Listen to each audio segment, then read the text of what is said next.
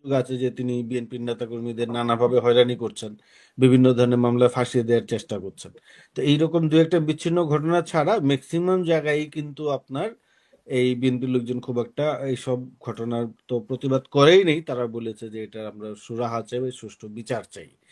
ক্র্যাকডাউনের পরে আওয়ামী লীগের নেতাকর্মীরা যখন পালিয়ে ভারতে চলে গিয়েছিলেন, তখন কিন্তু জিয়াউর রহমান জীবনের ঝুঁকি নিয়ে তার স্ত্রী তার সন্তান পাকিস্তানি ক্যান্টনমেন্টে আটক হতে পারেন। এই ঝুঁকির পরেও উনি কিন্তু স্বাধীনতার ঘোষণা দিয়েছিলেন।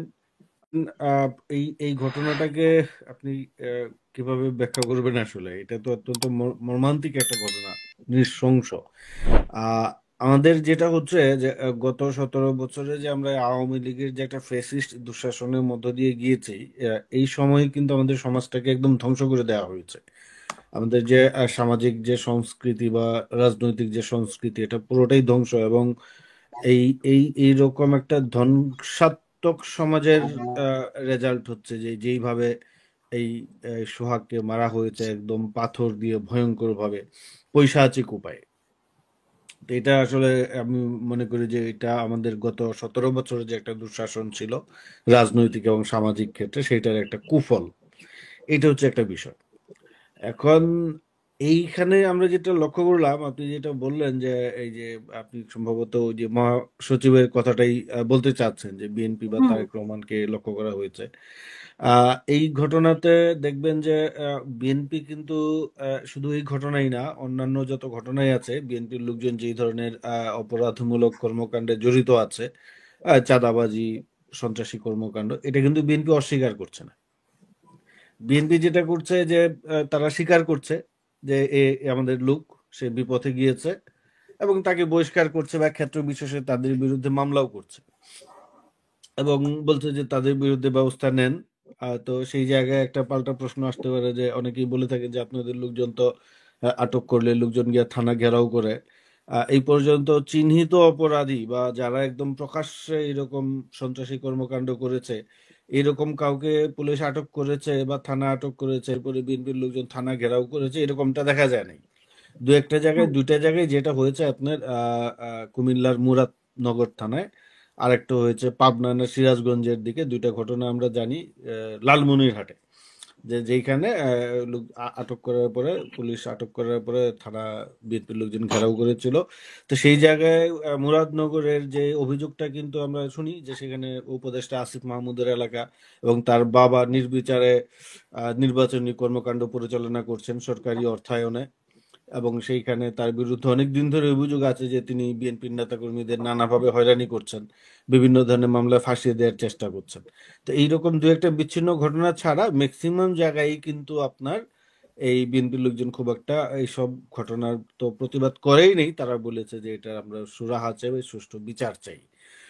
কিন্তু এখানে আমরা মানে খুবই ভয়ঙ্করভাবে সরকারের এক ধরনের নির্লিপ্ততা দেখতে চাই, দেখতে পাচ্ছি। আপনার যেই দিন, এই শুক্রবার দিন তো ঘটনাটা হলো, শুক্রবার দিন সমকালে, শুক্রবার বা বৃহস্পতিবার সমকালে প্রকাশিত একটি প্রতিবেদনে বলা হয়েছে যে জানুয়ারি, ফেব্রুয়ারি, মার্চ, এপ্রিল, এই 4 মাসে পুলিশ সদর দপ্তরের হিসাবে বলা হয়েছে 4 মাসে সারা দেশে 1300 কতজন বা 200 কতজন মানুষ হত্যাকাণ্ডের শিকার হয়েছেন। এবং শুধুমাত্র ঢাকাতেই এই 4 মাসে 136 জন খুনের শিকার হয়েছেন। তার মানে আইন শৃঙ্খলা পরিস্থিতির যে ভয়াবহ অবনতি ঘটেছে, এবং এটা যে সরকার পারছে না কোনোভাবেই নিয়ন্ত্রণ করতে, এটা আমরা মোটামুটি নিশ্চিত। এখন প্রশ্নটা হচ্ছে সরকার কি ইচ্ছা করে পারছে না, নাকি আহ, করতে মানে করতে পারছে না, তাদের সেই ক্যাপাসিটি নেই।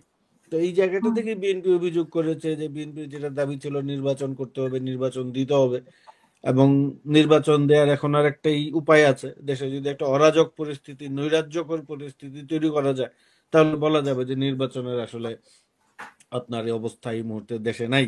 এই কারণেই কিন্তু এটা আমি মনে করি যে বলা একটা বিএনপি বলেছে। আর তারেক রহমানের কথা যেটা বলা হয়েছে, ধরেন এই ঘটনার পরপরই বিএনপির ভারপ্রাপ্ত চেয়ারম্যান সম্পর্কে যেই ধরনের অশ্রাব্য, অভব্য, অভদ্র ভাষায় আপনার স্লোগান দেয়া হয়েছে, এইটা আসলে অগ্রহণযোগ্য। শুধু আপনি মনে করেন যে ভারপ্রাপ্ত চেয়ারম্যান তারেক রহমানই না, আহ, জিয়াউর রহমান সম্পর্কেও মিছিল করা হয়েছে, অত্যন্ত অশালীন অশোভন ভাষায় মিছিল করা হয়েছে। একটা জিনিস আমাদের মাথায় রাখতে হবে যে বাংলাদেশে এই মুহূর্তে বাংলাদেশের স্বাধীনতা, সার্বভৌমত্ব এবং জাতীয় নিরাপত্তার জন্য বিএনপির ভূমিকা খুব বেশি উজ্জ্বল, এবং বিএনপি শক্তিশালী ভূমিকা রাখতে পারে। আর শুধু হুম। এখনই না, বাংলাদেশে যত ক্রান্তিকাল এসেছে 1971 থেকে, সেই সময় সব সময় থেকে জিয়াউর রহমান, বিএনপি বা জিয়া পরিবার আপনার শক্ত হাতে হাল ধরেছে। 1971 সালের 25শে মার্চ শেখ মুজিবুর রহমান যখন ব্যাগট্যাগ গুছাইয়া বসে ছিলেন 32 নম্বরে, যে কি হবে না হবে, এবং অধিকাংশ আওয়ামী লীগের ক্র্যাকডাউনের পরে আওয়ামী লীগের নেতাকর্মীরা যখন পালিয়ে ভারতে চলে গিয়েছিলেন, তখন কিন্তু জিয়াউর রহমান জীবনের ঝুঁকি নিয়ে তার স্ত্রী, তার সন্তান পাকিস্তানি ক্যান্টনমেন্টে আটক হতে পারেন, এই ঝুঁকির পরেও উনি কিন্তু স্বাধীনতার ঘোষণা দিয়েছিলেন। 7ই নভেম্বরে কি অবস্থা, বাংলাদেশ যখন একটা সংকটের মধ্যে দিয়ে গিয়েছে, সেই সেই জায়গায় আপনি জিয়াউর রহমানের ভূমিকা দেখেন। এরশাদের আমলে যখন আওয়ামী লীগ এবং জামায়াতে ইসলামী দুই দলই 86 সালে এরশাদের অধীনে নির্বাচনে গিয়ে জাতীয় বেইমান হিসাবে পরিচিতি লাভ করলো, নিজেরাই বলেছিল, শেখ হাসিনাই বলেছিল যে যারা নির্বাচনে যাবে, তারাই জাতীয় বেইমান হিসেবে চিহ্নিত হবে, এবং জামাত জাতীয় বেইমান হিসেবে নিজেদেরকে চিহ্নিত করার জন্য আওয়ামী লীগের পিছু পিছু নির্বাচনে অংশগ্রহণ করেছিল। এবং তারা এমনও গিয়েছে যে তারা এরশাদের বিরুদ্ধে আন্দোলন করতে অস্বীকৃতিও জানিয়েছে, গাইগুই করেছে। আপনারা জানেন সেটা, যে শেষ পর্যন্ত খালেদা জিয়ার নেতৃত্বে 8 দল আর 15 দলের মিছিল হয়েছে, 7 দলের, শহীদ মিনার থেকে। সেখানে আওয়ামী লীগের জাসদ সবাই ছিল, কিন্তু শেখ হাসিনা যান নাই। 91 আবার বিএনপি ক্ষমতায় আসলো। এই 2024-এও কিন্তু ধরেন, এই যে ক্রান্তিকাল যে আমরা যে বলি, যে আমাদের যে বিপ্লব বা অভ্যুত্থান যেটাই বলি, সেখানে একটা হিউজ পার্টিসিপেশন ছিল বিএনপির, জনসংখ্যায় বলেন, আর্থিক দিক দিয়েই বলেন।